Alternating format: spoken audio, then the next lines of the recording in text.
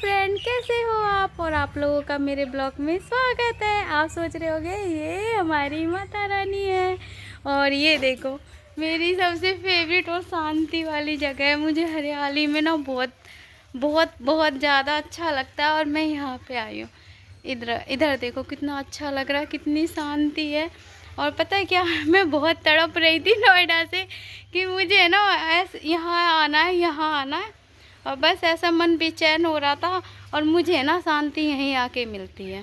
देखो मेरे मन को शांति यहीं आके मिलती है और ये हमारा आशियाना और मेरी फेवरेट जगह है। क्योंकि कोई जगह ऐसी होती है जहाँ पे आपको बहुत अच्छा लगता है। और ये मेरी माँ का घर है, मेरी माता रानी का मंदिर है। और वैसे भी मैं अपने पापा मम्मी के घर आई हुई हूँ क्योंकि मन मेरा बहुत ज़्यादा बेचैन हुआ था।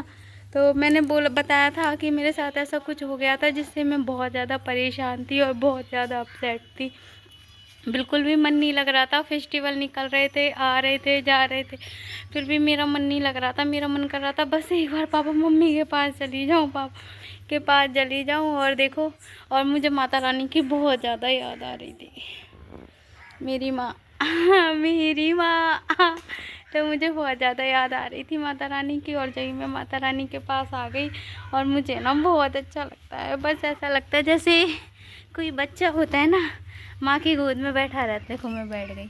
जैसे बच्चा होता है ना, माँ की गोद में रहता है, ऐसे ही मुझे बहुत अच्छा लगता है अपनी माँ से। और मैं बहुत प्यार करती हूँ, सच्ची बता रही हूँ, बहुत अच्छा लग रहा है मुझे अपनी माँ के पास आके। है तो बस कभी कभार ज़िंदगी में है ना ऐसी कंडीशन आ जाती है, सिचुएशन आ जाती है, कुछ ऐसा हो जाता है तो बस ऐसा मन करता है कि बस अपने माँ बाप के पास ही आ जाओ और वहीं रहो। तो मेरे साथ भी कुछ ऐसे ही हुआ है। तो मैं चाहती हूँ मैं अपनी मम्मी पापा के पास रहूँ जब तक मेरा मन बेचैन है, जब तक मेरा मन शांत नहीं है। हंसती तो हूँ मैं दुनिया के लिए, लेकिन मेरे दिल की बातें तो बस मेरी फैमिली या मेरी माँ जानती होगी कि क्या है क्या नहीं है। बस सब कुछ है, कुछ प्रॉब्लम है, सॉल्व होगी कि नहीं होगी, सब कुछ मैंने माँ के ऊपर छोड़ दिया है।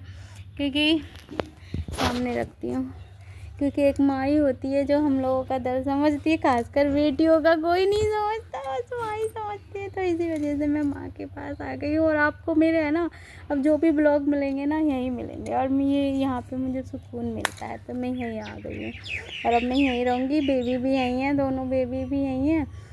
और जब मेरा मन करेगा जब मैं जाऊँगी जब तक मेरे मन को सुकून नहीं मिलता जब तक मैं यहीं हूँ।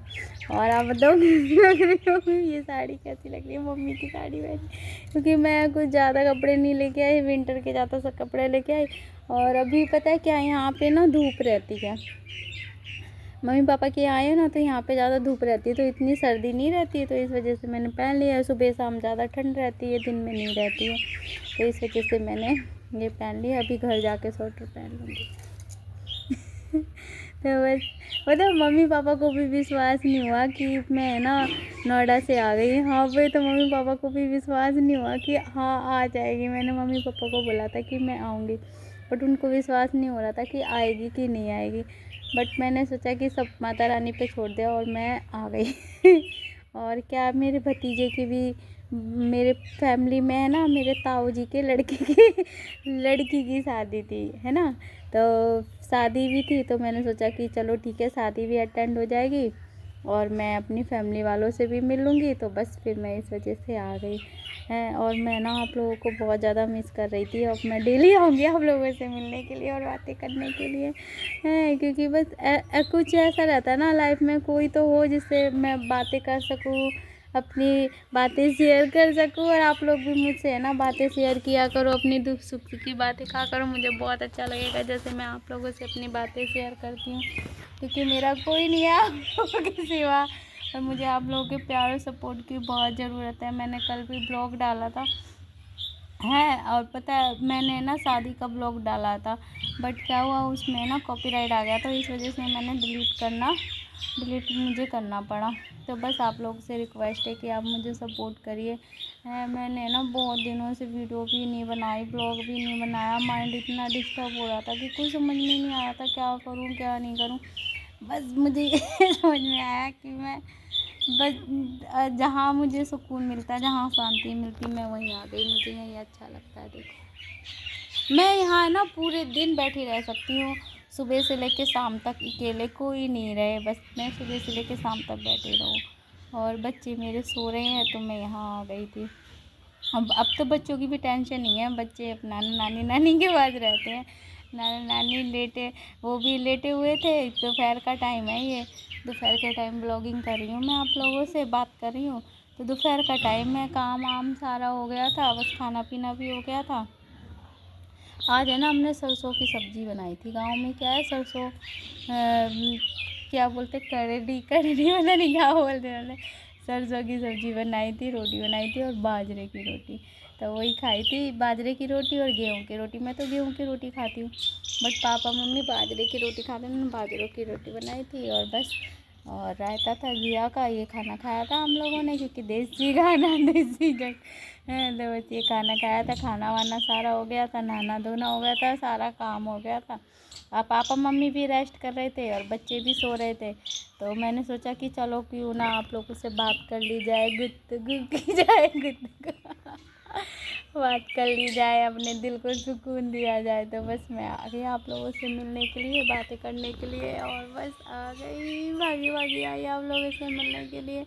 बहुत याद आ रही थी आपकी भी, सबकी बहुत याद आ रही थी। पता नहीं, ऐसा लग रहा था मैं नीचे गिरी जा रही हूँ और मुझे कोई संभालने वाला नहीं आया। फिर मैंने कहा नहीं रेखा, तो गिर नहीं सकती, उठ सकती है, कोई तो कमज़ोर नहीं होती, कमज़ोर नहीं है। और फिर मैं उठी और मैं आ गई बस अपने पापा मम्मी के पास। ओके जी, और बस इसके आगे कुछ कह नहीं सकती। बस ये है कि आप मुझे सपोर्ट करिए, बस आप हो तो सब है, और कोई नहीं है मेरा। बस यही है, बस एक मुस्कुराहट हर एक मुस्कुराहट, क्या बोलते हैं ना, मुस्कान नहीं होती। वैसे ही मेरे साथ कुछ चल रहा है कि मैं बता नहीं सकती। बस ये है कि आप समझ जाओ, कुछ है जो है भी नहीं भी, कुछ समझ में नहीं आ रहा क्या है क्या नहीं है।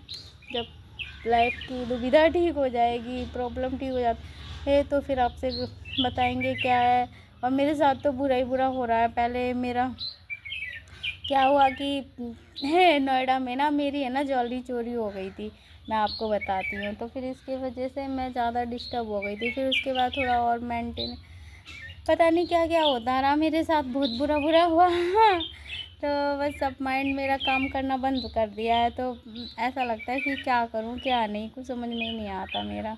मैंने बोला था कि हादसा हो गया, तो यही हादसा हुआ था मेरे साथ कि मैं बहुत परेशान थी। और अब ये है कि ऐसा लगता है कि क्या हो रहा है क्या नहीं, कुछ समझ में नहीं आ रहा है यार, कुछ समझ में नहीं आ रहा। कभी कभार तो मन करता है बहुत तेज़ रोऊँ, दहाड़े मार के रोऊँ। ऐसा लगता है, और सबको लगता है कि हाँ सब कुछ सही है, मुझे लगता है कि कुछ भी सही नहीं है।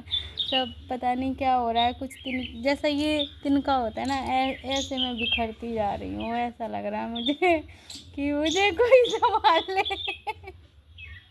हाँ, तो ऐसा ही लग रहा है, कुछ समझ में ही नहीं आ रहा। बस भगवान पे छोड़ दिया, जो भी है सब कुछ है, अपने अपने आप को, बच्चों को।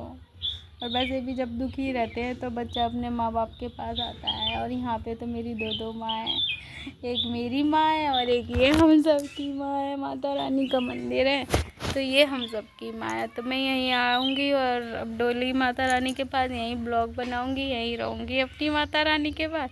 ओके जी, और आप अपना ख्याल रखना। बस लास्ट में यही कहूँगी कि मुझे आप लोगों का प्यार सपोर्ट की बहुत ज़रूरत है। प्लीज़ प्लीज़ रिक्वेस्ट है आप लोगों से, मेरा ध्यान रखिए। मैं रियल बता रही हूँ, जैसे आप लोग सबको प्यार करते हो ना, मुझे भी थोड़ा सा प्यार चाहिए। और अब मैं जा रही हूँ क्योंकि शाम हो गई है, पापा मम्मी को चाय बनाऊँगी, बच्चे भी उठ गए होंगे शायद, तो उनको दूध बना के दूँगी। ओके जी, बस आपसे यही रिक्वेस्ट है, अगर आपको मैं अच्छी लगती हूँ, मेरी बातें अच्छी लगती हैं, तो प्लीज़ मेरे चैनल को सब्सक्राइब करिए, लाइक करिए, कमेंट करिए, शेयर करिए। हंसते रहिए, खेलते रहिए, खिलखिलाते रहिए और खुश रहिए, स्वस्थ रहिए, मस्त रहिए, व्यस्त रहिए। और अपना प्यार और सपोर्ट मुझे भरपूर दीजिए। ओके जी, और अपना ख्याल रखिए। Bye, love you.